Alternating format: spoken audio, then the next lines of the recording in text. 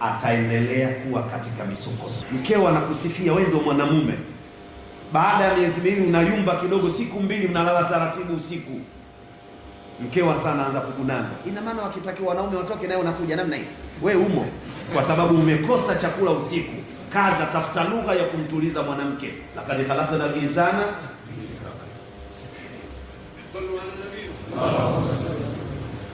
Mwanao unambembeleza akasome kwa maslahi yake mwenyewe, atatoka ataenda kujificha mahala au atakutukana. Utapoteza pesa zako kumsomesha mwanao na yeye hataki kusoma. Akikana wenzia anasema dingi bwana, anakuita dingi dingi bwana, yani hatafikiri cha kufanya. Mimi nakusoma wapi na wapi? Mimi na talent zangu mwana, mie mziki. Mwingine atachomeka, unajua kumsikia mziwana anakuambia mwanamume mistari, mimi ninayo. Hiyo yani ndio hilo. Baba anahangaika kutoa pesa amsomeshe.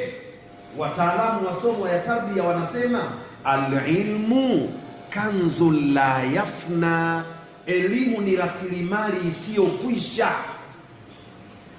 Elimu ni rasilimali haina kufilisika. Baba mwingine anasema mimi sikubahatika kuwa na elimu au nimepata kidogo, nitapambana kuhakikisha mwanangu anasoma. Mtoto hana mpango, utasusa, hakuna jalala la kutupa watu, na huyo ndio mwanao. Mtume wanawe kapewa kina Abdallah, kapewa kina Fatuma, wewe umepewa hao mazobi. Pambana kulea mwanao. Kasirika utakapokasirika, usimwapize mwanao, usimkataze mwanao. Kumwapiza mwanao ni kumtia katika gharika ya maisha. Unaweza ukamwapiza mwanao ukamkataa siku ambayo mbingu ziko wazi. Lile apizo lako likipita huyo mwanao aponi.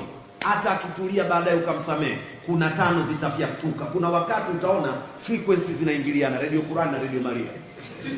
Utashangaa huyu mtoto vipi, kumbe kuna siku wewe ulimuapiza na mbingu zilikuwa wazi. Atateseka huyu mtoto wako. Alichokisema Bwana Mtume Muhammad ridha Allah fi ridha alwalidain, hiyo somo lenyewe liko hapa. Ukiifanya tafsiri ya kwanza fi kuwa ni dharfiyatun makania, tafsiri yake itakuwa nini? Radhi za Allah zimeificha ndani ya radhi za wazazi wawili. Huwezi kuzipata mpaka ukazifukue ndani upate kuridhiwa na nani? Wazazi wako. Sasa mzazi ndo anakuapiza, unatoka ibadili hiyo ifi ifanye kuwa fi sababia. Radhi za Mwenyezi Mungu zitapatikana